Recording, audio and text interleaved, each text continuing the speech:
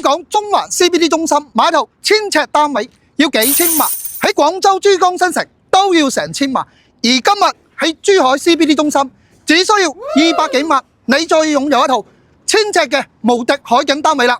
落樓就係17萬平方嘅大型商場啦，行街食飯睇戲冚唪唥都齊晒㗎啦。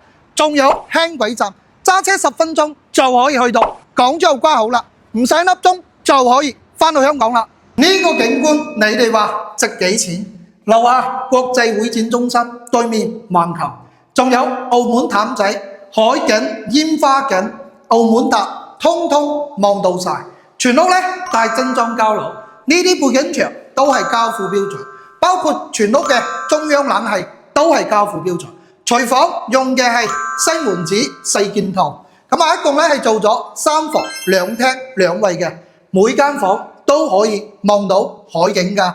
喺成個珠海啊，呢啲景觀啊都係非常之難揾㗎啦。主人房係做咗套間設計，另外仲有70幾方嘅2房、50幾方嘅1房，中意嘅 call我睇樓。